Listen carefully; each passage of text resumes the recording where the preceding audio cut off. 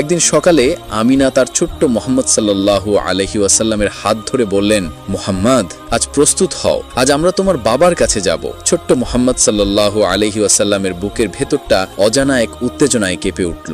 এরপর তারা হাঁটতে হাঁটতে দার আল নাবিগা নামক এক স্থানে পৌঁছালেন। সেখানে কয়েকটি কবরের মধ্যে একটি সাধারণ মাটির ঢিবির সামনে এসে হযরত আমিনা রাদিয়াল্লাহু তাআলা আনহু থামলেন। তার কণ্ঠ কান্নায় রুদ্ধ হয়ে আসছিল।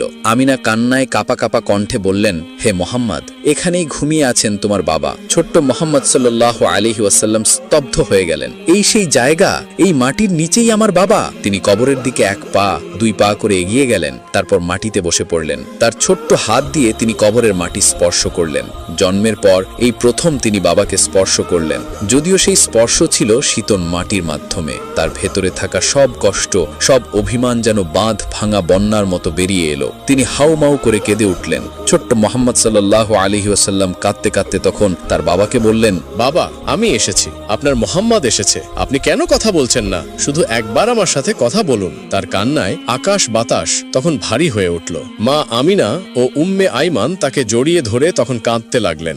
সেদিনের সেই দৃশ্য ছিল মহাকালের এক করুণতম অধ্যায়। এক পুত্র তার না দেখা পিতাকে খুঁজে পেয়েছিল এক নীরব মাটির স্তূপে। বাবার সাথে সাক্ষাৎ শেষে ইয়াসরিব থেকে তখন ফেরার পালা। ছোট্ট মুহাম্মদ সাল্লাল্লাহু আলাইহি ওয়াসাল্লাম অনেকটাই শান্ত ছিলেন, কিন্তু তার চোখে এক গভীর বিষণ্ণতার ছাপ। তার মনে হচ্ছিল তিনি তার বাবার একটি অংশকে ইয়াসরিবে রেখে যাচ্ছেন। তাদের কাফেলা তখন আবারও চলতে শুরু করলো। মরুভূমির বুকে মক্কা আর মদিনার মধ্যবর্তী এক জায়গায় এসে সফরের ক্লান্তি আর মনের বোঝায় আমিনা হঠাৎ অসুস্থ হয়ে পড়লেন। তার শরীর তখন জ্বরে পুড়ে যাচ্ছে। উম্মে আইমান তাকে দ্রুত উট থেকে নামিয়ে নিলেন, এটি গাছের ছায়ায় তাকে শুইয়ে দিলেন। তখন ছোট্ট মুহাম্মদ সাল্লাল্লাহু আলাইহি ওয়াসাল্লাম তার মা আমিনাকে বললেন, আম্মাজান, তোমার কি হয়েছে? তোমার শরীর এত গরম কেন?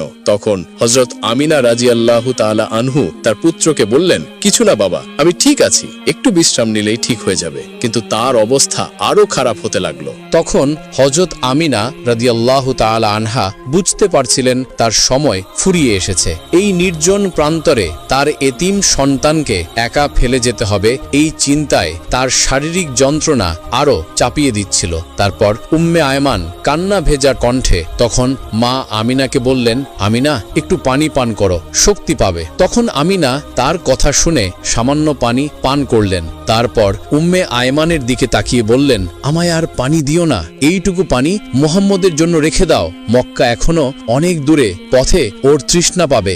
এই চরম মুহূর্তেও তিনি সন্তানের কথা তখন ভাবছিলেন। মুহাম্মদ মায়ের হাত ধরে আকুল হয়ে কাঁদতে লাগলেন। ছোট্ট মুহাম্মদ সাল্লাল্লাহু আলাইহি ওয়াসাল্লাম তখন বললেন, আম্মাজান, তুমি এমন করছো কেন? তুমি ভালো হয়ে যাবে, আমরা একসাথে মক্কায় ফিরে দাদা ভাইয়ের কাছে যাব। আমিনা তার দুর্বল হাত দিয়ে মুহাম্মদের গাল স্পর্শ করলেন। তার ঠোঁটের কোণে এক বেদনা বিধুর হাসি ফুটে উঠল। তারপর আমিনা বললেন, আমার প্রিয় মুহাম্মদ, আমি তোমাকে জন্ম দিয়ে ধন্য। আমি জানি আল্লাহ তোমাকে এক মহান কার্যের জন্য নির্বাচন করেছেন। তুমি হবে মানুষের পথপ্রদর্শক। আমি তোমাকে সেই আল্লাহর কাছেই সঁপে দিলাম, যিনি চিরজীবী, যিনি কখনোই মৃত্যুবরণ করেন না। কথাগুলো বলতে বলতে তার মাথাটা একপাশে ঢলে পড়ল, তার চোখ দুটি স্থির হয়ে গেল। তার মা আর দুনিয়াতে নেই। ছোট্ট মুহাম্মদ সাল্লাল্লাহু আলাইহি ওয়াসাল্লাম তখন কান্না ভেজা কণ্ঠে বললেন, আম্মাজান, ওঠো, কথা বলো, আম্মাজান। আম্মাজানের তখন কোনো সাড়া নেই। উম্মে আয়মান কান্নায় ভেঙে পড়লেন। তখন তিনি শিশু নবী হযরত মুহাম্মদ সাল্লাল্লাহু আলাইহি ওয়াসাল্লামকে বললেন, তোমার আম্মা, তিনি আমাদের ছেড়ে চলে গেছেন, তিনি আল্লাহর কাছে চলে গেছেন। এই দৃশ্য দেখে ছোট্ট মুহাম্মদ সাল্লাল্লাহু আলাইহি ওয়াসাল্লামের পৃথিবীটা যেন এক মুহূর্তের জন্য থেমে গেল।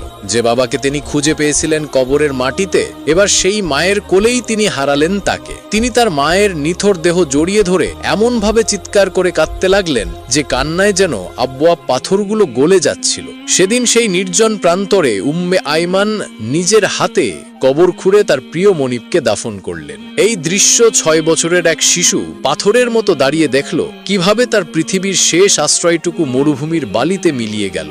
ফেরার পথে একটি উট খালি, সেই খালি উটটি যেন এক জীবন্ত শূন্যতার প্রতীক।